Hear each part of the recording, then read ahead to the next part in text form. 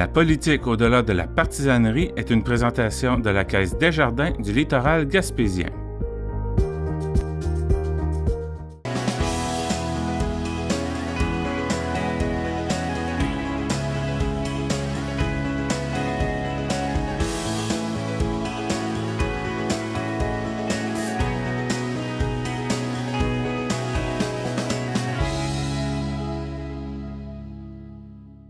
Bonjour tout le monde, bienvenue à la 5e et dernière capsule qu'André Baudin et moi on fait avec grand plaisir.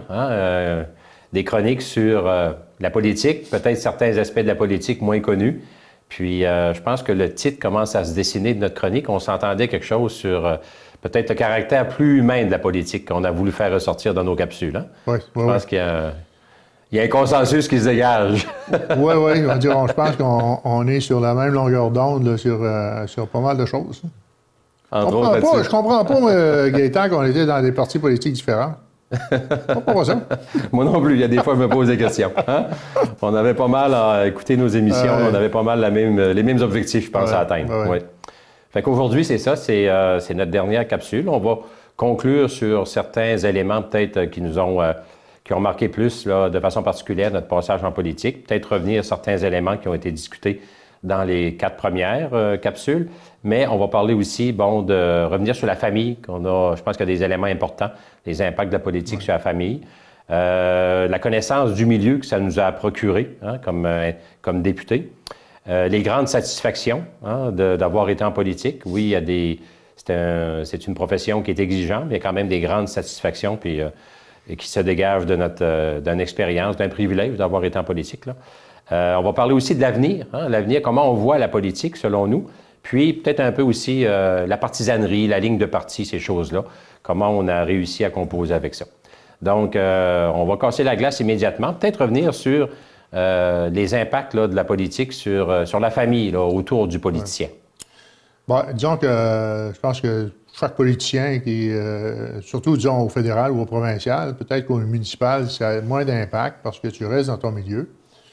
Mais au niveau provincial, dans ce qui nous concerne, Gaétan, autant toi comme moi, là, que le jour où tu es élu, puis que tu as des enfants, puis que tu penses que du mois de septembre à aller jusqu'au mois de décembre, tu vas être à Québec la plupart du temps, toutes les semaines. Puis pas de janvier, mais de février-mars, aller jusqu'au mois de juin. Alors, il faut que tu t'organises. En ce qui me concerne, moi, en 85, après que j'ai été élu, j'ai réalisé que j'avais une maison à Grande-Rivière. Ma mère restait avec nous, elle avait un certain âge. Mon garçon, Michel, était au cégep à Gaspé. Ma fille, Lynn, était à l'Université du Québec à Rimouski. Et là, moi, je m'en allais à Québec. Ça fait qu'il y a un problème à régler. Là. Tu peux pas laisser ça comme ça. Alors, on a décidé qu'on repatrierait les enfants à Québec pour compléter leurs études. Puis, Lise, évidemment, restait chez nous avec ma mère. Puis, on s'est organisé de la façon suivante. On a fini par trouver une maison d'un fonctionnaire qui avait été délégué par le ministère des Affaires étrangères pour une période de 3 ou 4 ans à l'extérieur. Sa maison était allouée. Alors, la maison, idéalement, on s'est retrouvé en face du cégep Garneau.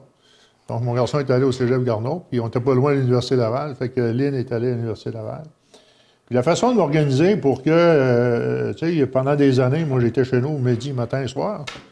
Puis là, ça change, là.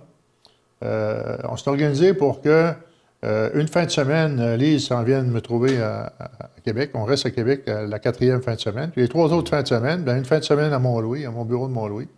Une fin de semaine à Gaspé. Et une fin de semaine à Grande-Rivière. Puis la 4e, on l'a passé à Québec. Ça fait que durant le temps que les enfants étaient aux études, on s'est organisé comme ça. Quand les enfants ont eu fini leurs études, c'est bien sûr que je ne peux pas garder cette maison-là à Québec, là, qui était assez onéreuse. Puis là, j'ai resté en appartement. Fait que, mais j'ai continué ce rythme-là. 3 fins de semaine dans le comté, durant une session, puis une fin de semaine que je restais à Québec. Puis, disons qu'on s'est arrangé, puis on avait une gardienne chez nous pour ma mère. Mais le jour ça demande de la gymnastique, hein? Le jour où tu te réveilles, tu es député, tu as une famille, tu as des enfants aux études, tu as des obligations familiales dans ton milieu. Il faut que tu réfléchisses vite, puis il faut que tu trouves des solutions. Exact. Pour conserver ton noyau familial aussi. Absolument, tu as bien raison. Puis, je me souviens, moi aussi, quand c'est arrivé, il faut se virer de bord vite, parce que comme tu le mentionnes, on est un candidat, on est élu à un moment donné, puis là, bien, on se ramasse en politique, puis les obligations arrivent très vite. Fait qu'il faut se trouver un appartement en ville. Puis, dans mon cas, c'était la même chose. J'avais ma conjointe, Christine, travaillait toujours. D'ailleurs, elle travaille encore aujourd'hui. Elle travaillait à la santé publique à Gaspé.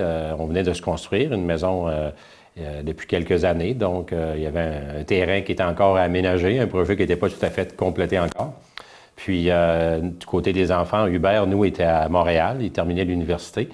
Il tombait sur le marché du travail. Germain, lui, était plus jeune. Germain était encore aux études. Il faisait beaucoup de sport et études au niveau du hockey, ensuite au niveau du football. Donc, ça l'a amené à Victoriaville, un bout à Québec. Il a pu rester avec moi. Hubert est déménagé à Québec après. Fait que ça a été une bonne chose. Ces dernières années, là, Hubert était revenu à Québec. Fait qu'on était 3 sur 4 là, des membres de la famille à Québec. Et Christine montait le plus souvent possible nous rejoindre, c'est bien sûr, mais il reste qu'à travailler quand même à plein temps. Donc, les congés étaient plus difficiles à avoir, là, des fois, dans certains moments. Mais ce qu'on retient, c'est que c'est des sacrifices beaucoup pour la famille. Hein? La conjointe, d'un premier temps, qui doit composer avec des nouvelles responsabilités qu'on était habitué à partager à deux. Puis même si on travaille très fort dans la région, au moins on était dans la région tous les soirs, j'étais à la maison, alors que là, on partait, moi, mon horaire, c'était je partais le lundi matin.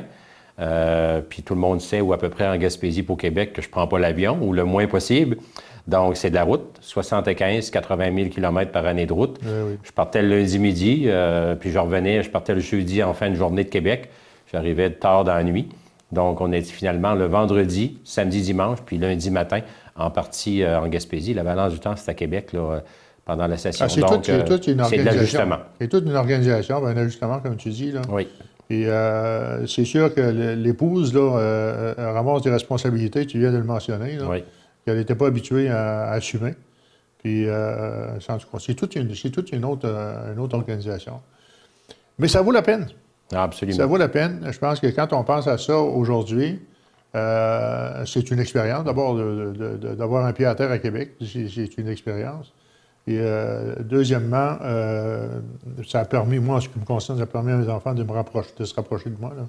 Puis, quand on regarde ça après, on se rend compte qu'on a demandé aux membres de notre famille de faire des sacrifices. Absolument, absolument. C'est effectivement le cas. Donc, un gros merci là, aux membres de la famille qui nous ont permis de vivre non seulement cette expérience-là, mais moi, je dis souvent à des gens qui me parlent de mon passage en politique, c'est plus qu'une expérience, c'est un privilège hein, d'avoir été élu à l'Assemblée nationale, de représenter notre comté, notre région, la Gaspésie. C'est vraiment exceptionnel, mais c'est très exigeant, pas seulement pour l'homme ou la femme qui fait de la politique, mais pour sa famille, effectivement. Fait qu'on en profite pour peut-être leur dire un merci là, sincère puis du fond du cœur là, à notre conjointe et nos enfants. Je me joins à toi, Gaétan, pour faire la même chose à l'égard de Lise, puis de Michel et de Lynn, puis des autres membres de la famille, là, tu sais, qui ont sacrifié nos visites, hein, puis le rapprochement. Là, le prochain volet qu'on pourrait aborder, c'est peut-être, on parlait de connaissances fines du milieu. C'est sûr qu'un passage en politique, on avait l'occasion d'en discuter à un moment donné. Toi, tu étais dans le domaine de l'éducation surtout, tu as fait de la politique municipale. Moi, j'étais dans le monde municipal, développement régional, mais quand tu te ramasses député là, du jour au lendemain, là, tu dois élargir ton champ de compétences parce que tu représentes dorénavant l'ensemble de la population de ta circonscription, l'ensemble des organisations, tu essaies de défendre leur dossier le mieux possible. Puis là, on peut parler d'un dossier du monde communautaire, on peut parler d'un dossier touristique, d'un dossier de développement économique. Donc, ça nous amène là vraiment à côtoyer un paquet de gens très intéressants, mais qui ont des compétences puis des dossiers très diversifiés. Donc, nous, il faut assimiler cette information-là. C'est une très bonne formation d'être député, je pense, pour être un excellent généraliste. C'est un défi, hein? C'est un défi. Puis tu es surpris un peu parce que tu as l'impression de connaître la région, comme les lignes de ta main. Tu te rends compte que du jour au lendemain, c'est plus nécessairement le même monde que tu avais l'habitude de rencontrer dans les organismes communautaires ou même en organisation politique. Comme tu viens de le dire, là, on touche à toutes les sphères d'activité, puis évidemment avec les gens qui sont là. Mais c'est enrichissant. Oui. Personnellement, aujourd'hui, je peux dire que si je n'avais pas été en politique, il y a un paquet de monde, puis il y a un paquet de dossiers qui seraient passés inaperçus, puis que peut-être auxquels je n'aurais pas apporté d'importance et d'attention. Aujourd'hui, quand on entend parler d'un dossier, même s'il s'agit de... À un moment donné, il y a un commerce qui ferme dans un village, puis là, tu connais les propriétaires, puis tu te demandes, c'est quoi qui se passe. Ça te touche beaucoup plus que si tu n'avais pas eu à toucher à ça à un moment donné à l'économie de nos villages. Alors, ça nous a permis de rencontrer des gens de toutes les sphères d'activité, puis c'est enrichissant. Et on forme des amitiés aussi, hein? Oui, absolument. Qu'on n'avait pas prévu.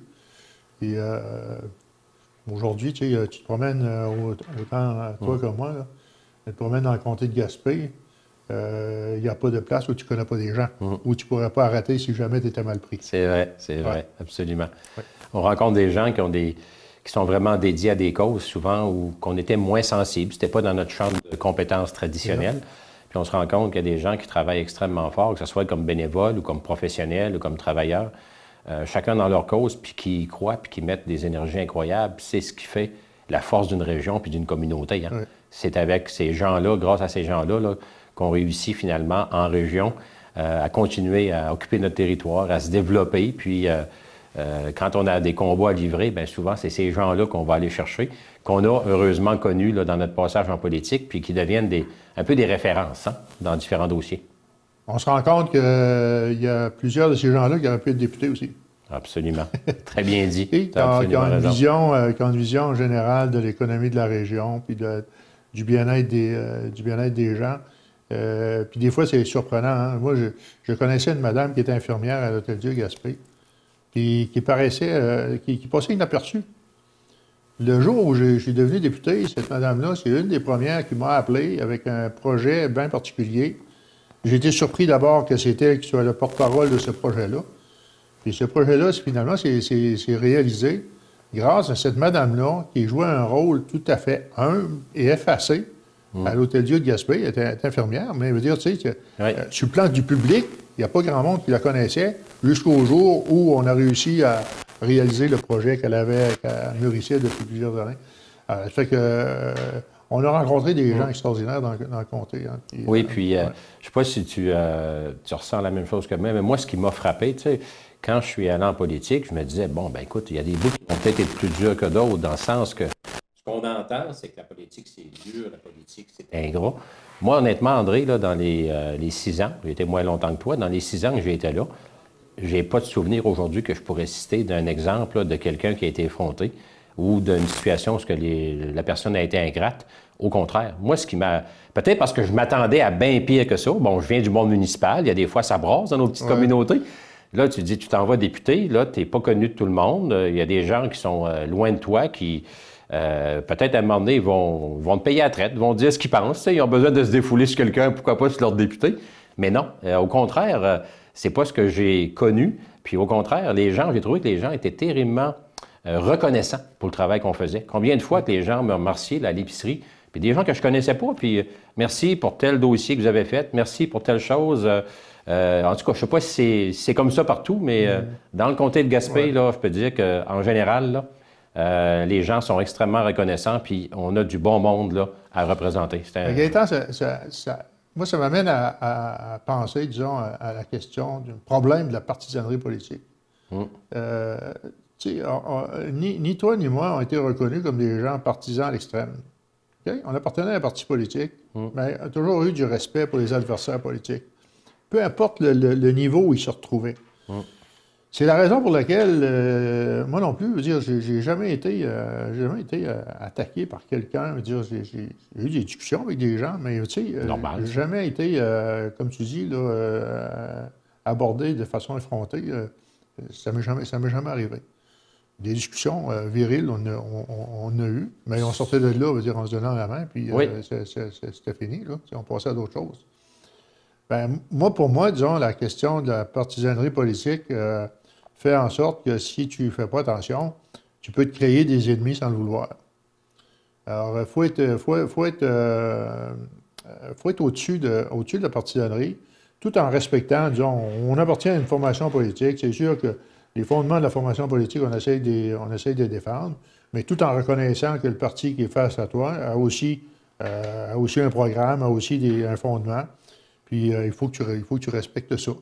Puis les gens qui défendent ces partis politiques-là dans notre comté, ben ont droit au respect aussi des députés, quelle que soit leur allégeance là, quand ils sont élus. Exact. C'est vrai. Ça fait une grosse différence. Hein? Il faut humaniser la politique là, de plus en plus parce que...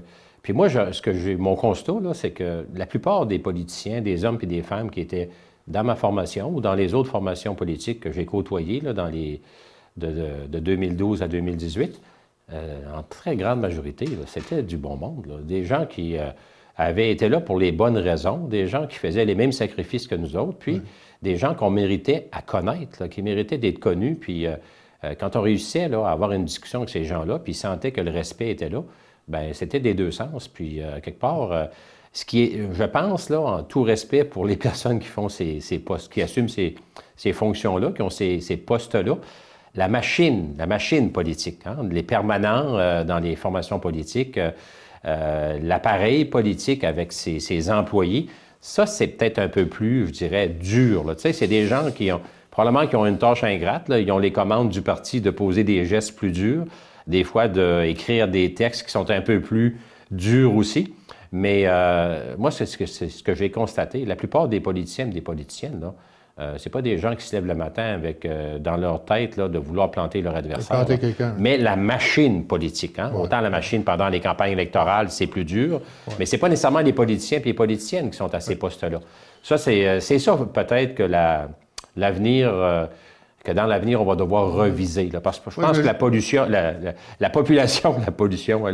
politique à certains égards, mais la population veut, je pense, qu'on fasse de la politique autrement. Là. Mais je veux juste un exemple en passant, où, justement, où il y a la partisanerie, tu es perdant. Tu es perdant de toute manière.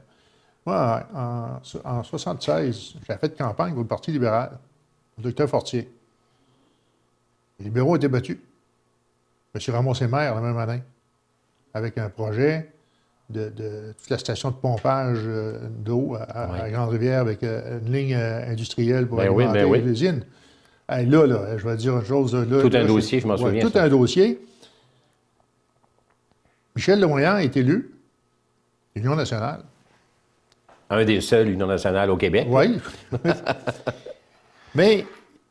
il me dit à un moment donné, Michel Lemoyant, c'était mon cousin. Ah oui? Oui, politiquement, on n'était pas des cousins, mais la famille, on était des cousins. Mon père était cousin avec Michel Lemoyant. Donc moi, j'étais un petit cousin. Michel Lemoyant me met en contact avec Rodrigue Tremblay. Je ne sais pas si ça te dit quelque chose. Oui. Rodrigue Tremblay, qui était un ministre, qui était ministre de l'Industrie et Commerce dans le nouveau Parti québécois.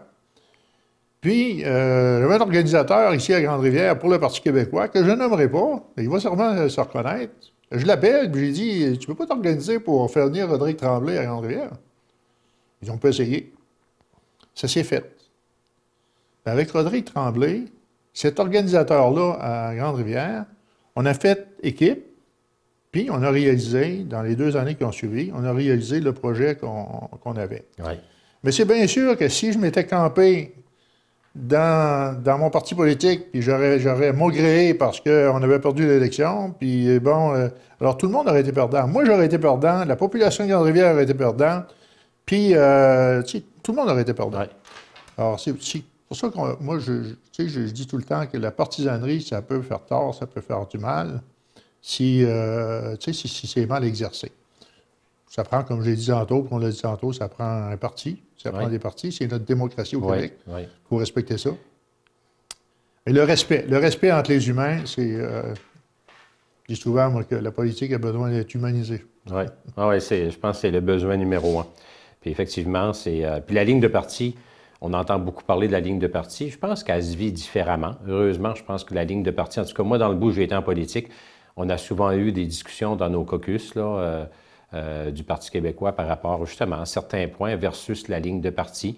À quelques reprises, là, assez souvent, j'ai vu que là, l'indication qui était donnée, c'est « allez-y selon votre conscience ». Il n'y a pas de ligne de parti.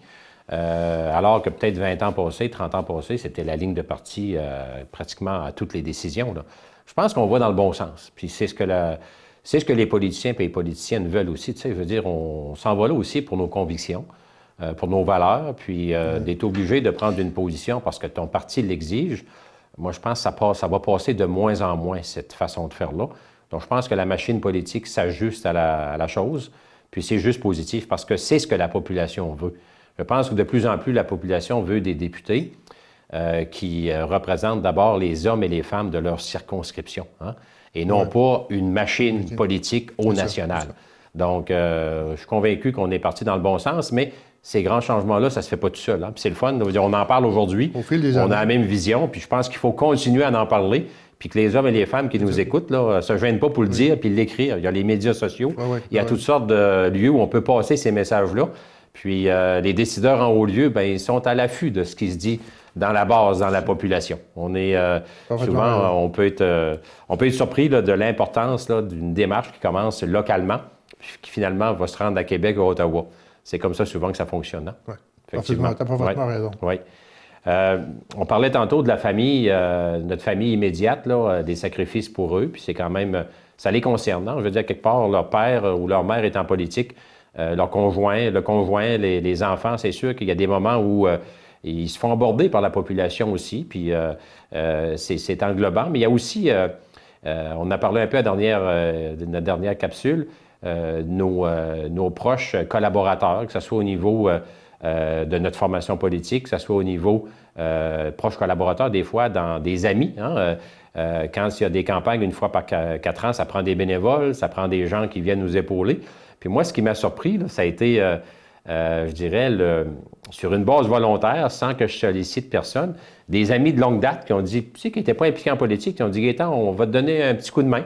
Des tantes, des oncles, je pense à Anne-Marie Lelièvre, la soeur de mon père, Jules Monfette, Denise, quelques membres de la famille Steve aussi, Margot, ma cousine, des gens qui... puis c'est le fun de voir, tu dis, je suis en politique, tu sais qu'il y a une machine dans la politique, mais quand tu vois qu'il y a des proches membres de ta famille, puis des amis qui disent, Gaétan, on est prêt à te donner une coupe d'or, veux pas, ça te fait plaisir parce que c'est des gens qui ont une signification pour toi. C'est des membres de ta famille ou des amis proches. Là, tu sais. Ça, c'est des souvenirs aussi qui vont rester marqués dans ma mémoire. Là. Moi, j'ai un souvenir chez mes beaux-parents, les Rifoux de Cap-des-Rosiers, c'était des Bleus. Et il y a quelqu'un qui avait dit à ma belle-mère, le lendemain de mon élection, il y a quelqu'un qui avait dit à ma belle-mère, mon beau-père était décédé, elle dit, qu'est-ce qu'il dirait, M. Hormidas? Sa fille est mariée avec un député libéral.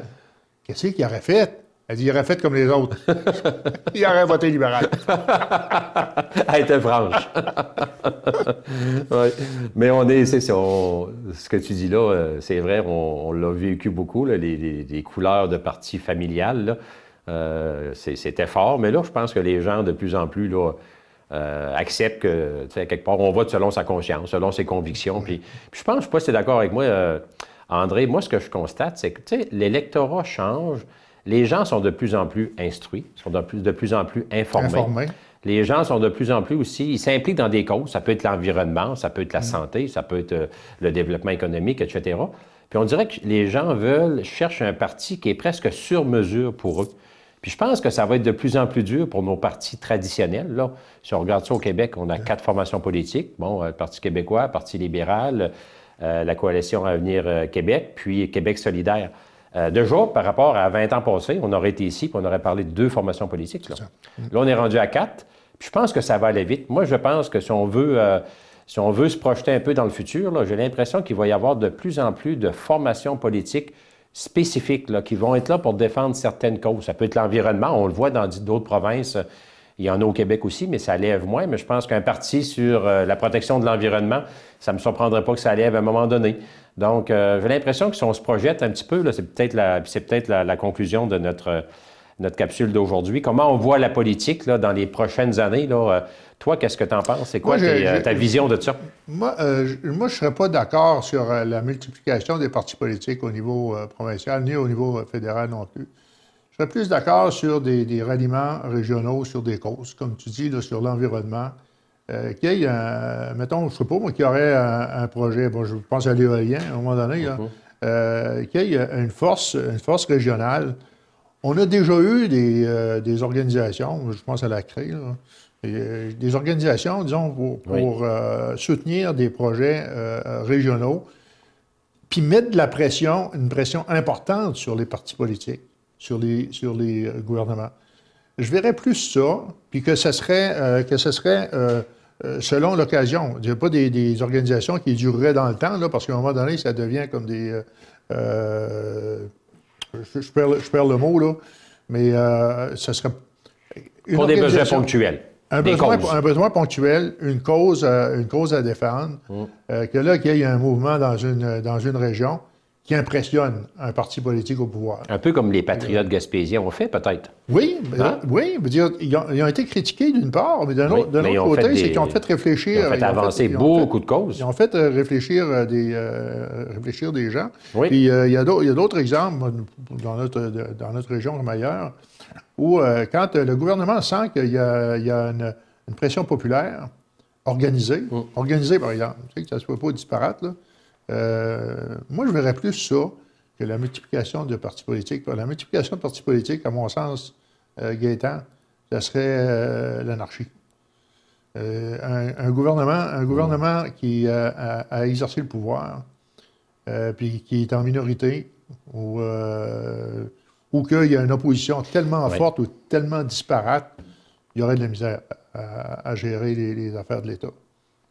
C'est mon opinion. Tu as absolument raison. Puis c'est d'ailleurs ce qu'on lit là, dans la littérature quand on regarde ça. Parce que si on regarde en Europe, par exemple, il y a beaucoup plus de formations politiques qu'ici. Puis souvent, ils ont des problèmes à avoir des gouvernements majoritaires. C'est toujours des gouvernements de coalition minoritaires. Bon, puis souvent, c'est renversé avant la fin de son terme. Gouvernement fragile. Donc, oui, certains vont dire des partis de coalition, un gouvernement de coalition avec un rassemblement de plusieurs formations politiques, ça peut être bien. C'est plus diversifié, c'est plus complet comme approche, mais par contre, c'est beaucoup moins stable. Puis des grandes décisions se prennent rarement par des gouvernements de coalition parce que tu n'as pas la majorité pour affirmer haut et fort ce que tu souhaites. Puis tu ne peux pas faire autrement que ça m'amène sur un point que je trouve important dans nos prochains défis quand tu parles de formation politique puis tout ça, puis de mouvement. Il y a une réforme aussi qui est importante qui vise le Québec, mais notamment, moi, les régions, ça m'inquiète. C'est toute la question de la réforme du mode de scrutin. C'est un projet de loi qui a failli déposer l'année dernière. Avec la COVID, on a finalement choisi de prioriser d'autres dossiers, avec raison. Mais là, je disais dans les derniers jours que le gouvernement s'apprêterait peut-être à ramener ce dossier-là. La réforme du mode de scrutin, dans le fond, c'est pour arriver avec des proportionnels régionales.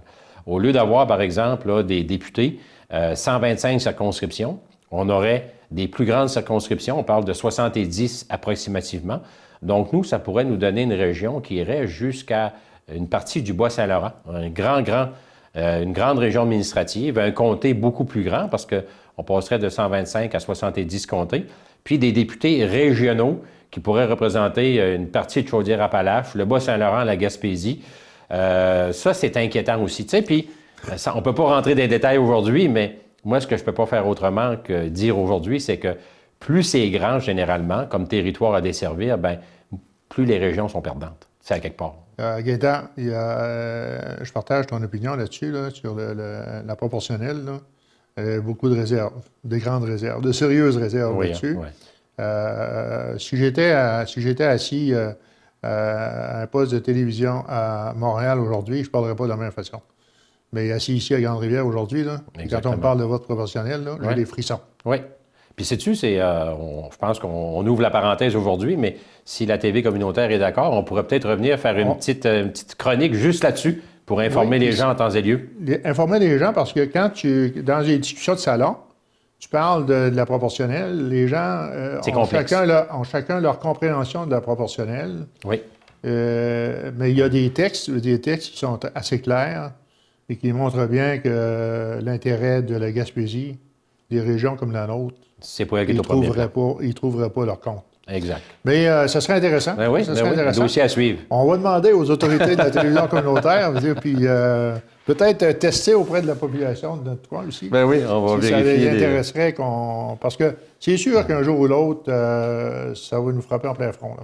Là. Écoute, on est rendu pas mal au mot de la fin.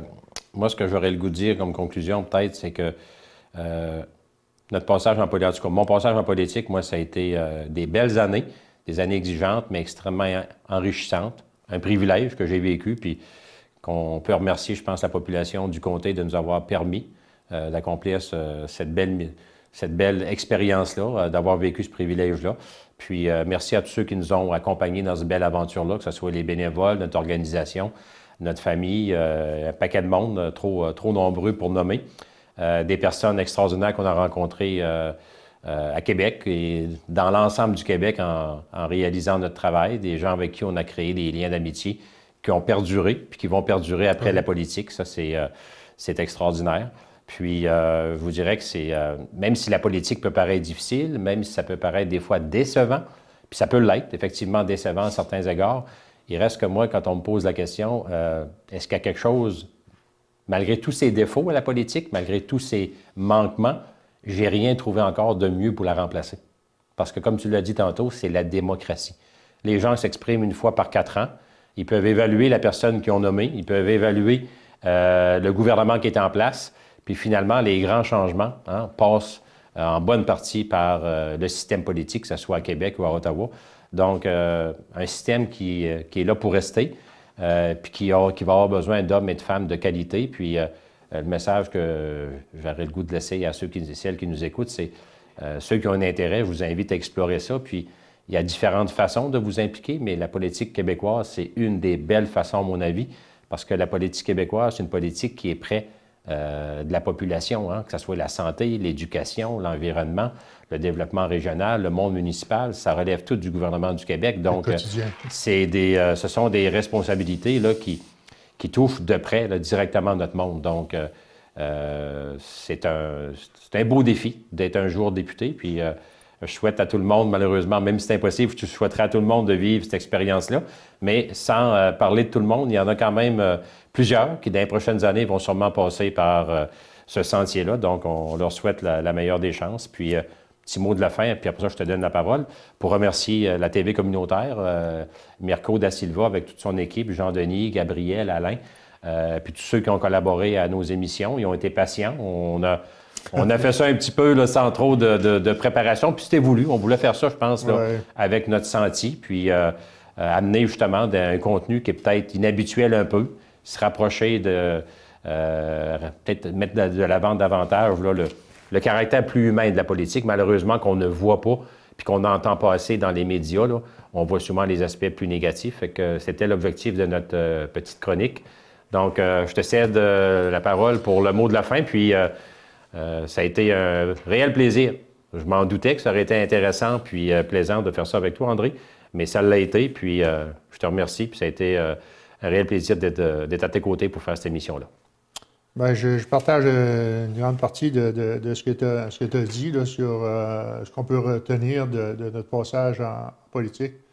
Je dois dire, Gaétan, que c'est à ton initiative que ces capsules-là ont été réalisées. J'ai accepté avec plaisir, je veux dire, ton invitation à partager certains points de vue. Surtout à revenir sur ces années-là qu'on a passées dans la vie publique. Et je pense que même avec un écart de 20 ans, et des partis politiques différents, l'expérience est similaire. Et on en retient chacun, je veux dire, à peu près les mêmes souvenirs, les mêmes bons souvenirs. Je veux remercier aussi nos familles, nos familles qui ont fait des sacrifices, on l'a dit tantôt. Remercier les gens qui nous ont supportés, remercier les gens aussi qui n'ont pas nécessairement voté pour nous, mais qui ont collaboré, à faire de notre travail un travail qui visait le bien-être des gens de façon générale. Alors, merci à ceux qui vont qui regardent cette émission-là. Puis, souhaitons qu'un jour ou l'autre, Gaétan, on puisse se revoir. Je veux te dire que moi aussi, c'était agréable de faire ça avec toi. Et on se rend compte, disons, dans nos discussions, qu'on n'est pas venu au monde dans des villages très lointains l'un de l'autre, des familles pas très lointaines l'une de l'autre, et qu'on a beaucoup de points en commun. Alors là-dessus, merci pour ton initiative. Merci à la télévision communautaire, encore une fois, puis à tous ceux qui ont permis la réalisation de cette expérience-là.